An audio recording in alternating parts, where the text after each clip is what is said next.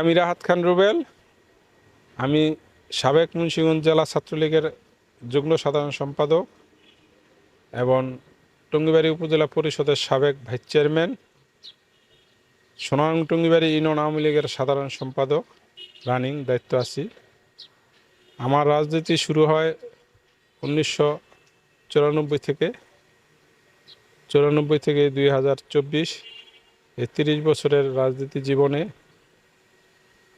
জনগণের জন্য দীর্ঘ সময় জনগণের কল্যাণে এবং দেশের কল্যাণে কাজ করে যাচ্ছি। মানুষের সুখ দুঃখের সাথী হিসাবে আমি প্রতিটা মানুষের খোঁজখবর এবং মানুষের ভালোবাসা অর্জনের লক্ষ্যে আমি কাজ করে যাচ্ছি। জননেত্রী শেখ হাসিনার যে মিশন, আমাদের বাংলাদেশকে একটি গ্রামকে শহর করণের যেই অঙ্গীকার নিয়েছে, সেই লক্ষ্যে কাজ করে যাচ্ছি। এবং গরিব দুঃখী মানুষের যাদের ঘর নেই, যাদের জায়গা নেই, তাদের জায়গা দিয়ে ঘর দিয়ে সহযোগিতার যেই মাননীয় প্রধানমন্ত্রী, এই পৃথিবীতে কোনো রাষ্ট্রপ্রধান জায়গা এবং ঘর একসাথে হতদরিদ্রদের যাদের ঘর জায়গা নেই তাদের জায়গা দিচ্ছে, ঘর দিচ্ছে। আমরা সেই প্রকল্পেও আমাদের মাননীয় সংসদ সদস্য অধ্যাপিকা স্বাগতিক ইয়াসমিনের পরামর্শ এবং তাদের পাশে থেকে তাদের পরামর্শ দিয়ে তাদের একটু আপনার কাছে জানতে চাচ্ছি যে আপনি তো এই উপজেলায় নির্বাচন করতে চাচ্ছিলেন এবং আপনার মনোনয়নপত্র কি অবৈধ ঘোষণা করা হয়েছে এবং কতজনের সাথে, মূলত কতজন প্রতিদ্বন্দ্বী আছেন বর্তমানে? আমরা মাঠে 6 জন প্রতিদ্বন্দ্বিতা ছিলাম। তো 6 জনের মধ্যে আমার জানা মতে কম বেশি সবারই রাজনীতির মামলা আছে এবং যারা রাজনীতি করে তাদের বিভিন্নভাবে মিথ্যা মামলা এবং রাজনীতির মামলা থাকে। তো আমার 2009 সালে একটি মিথ্যা মামলা হয়েছিল। সেই মিথ্যা মামলাটা 2009-এই চার্জশিটের মাধ্যমে মামলাটা নিষ্পত্তি হয়ে গেছে। আরেকটি মামলা 2020 সালে হয়েছিল।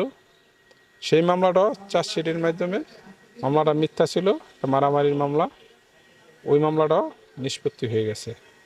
তো যেহেতু আমি ইউনিয়ন পরিষদ এবং 2বার ভাইস চেয়ারম্যান নির্বাচন করেছি এবং একটি উপজেলা নির্বাচনে আপনার মনোনয়নপত্র দাখিল করেছিলাম, উপনির্বাচনে আপনারা অনেকে জানেন, সেই নির্বাচনও আমার বিরুদ্ধে ষড়যন্ত্র ছিল এবং ষড়যন্ত্রভাবে প্রশাসন এবং আমার বিপক্ষে যে প্রার্থী ছিল তারা মোটা অঙ্কের টাকা লেনদেনের মাধ্যমে আমার মনোনয়নপত্রটা বাতিল করা হয়েছিল।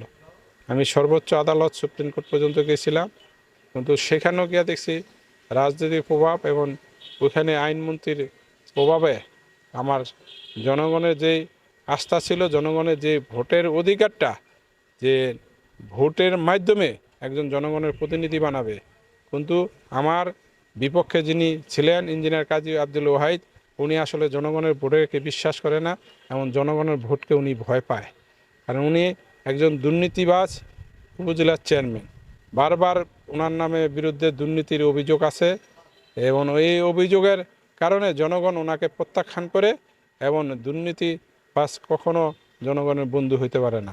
এই ইঞ্জিনিয়ার কাজী ওয়াহিদ সাহেব বারবার প্রশাসনিক বিভিন্ন মহলের সাথে সুসম্পর্ক বজায় রেখে আমাদের এই মনোনয়নপত্র বাতিলের একটা প্রতিযোগিতায় উনি মেতে উঠেছে।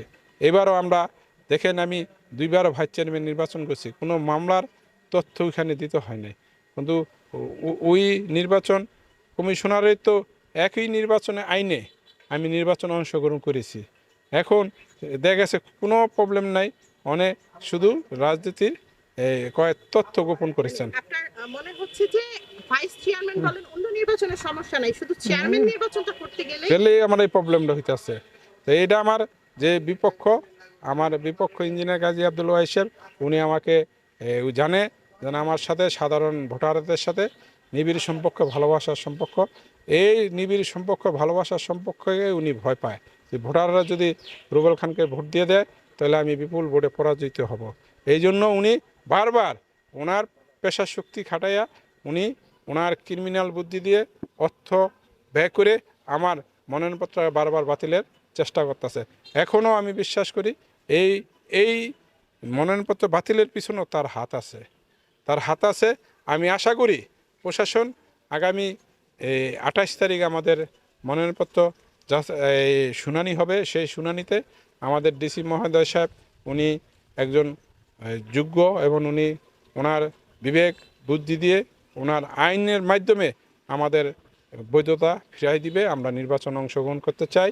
মাঠের জনগণ চায়, জনগণের ভোটের অধিকার, ভোটের মাধ্যমে একজন ন্যায় বিচারকের ভোট দিয়ে ওনারা জনগণের প্রতিনিধি বানাইতে চায়।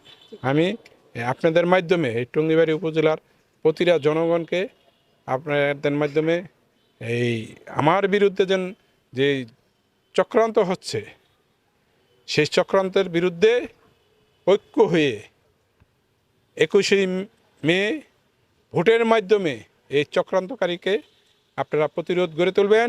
2023-এর নির্বাচন যিনি আপনাদের ভোটের অধিকার থেকে বঞ্চিত করেছে সেই শিক্ষিত বাটপারকে, চিটারকে আপনারা প্রতিরোধ করে তুলবেন। আপনাদের ভোটের মাধ্যমে তাকে জবাব দিয়ে দিবেন। 2023-এর জবাব 2024-এ একসাথে হয়ে আপনারা মিলে ভোটের মাধ্যমে তাকে প্রতিরোধ গড়ে তুলবেন। এই আহ্বান রেখে আপনাদের সবাইকে সুস্বাস্থ্য কামনা করে আমি বিদায় নিচ্ছি। আল্লাহ হাফেজ। জয় বাংলা, জয় বঙ্গবন্ধু।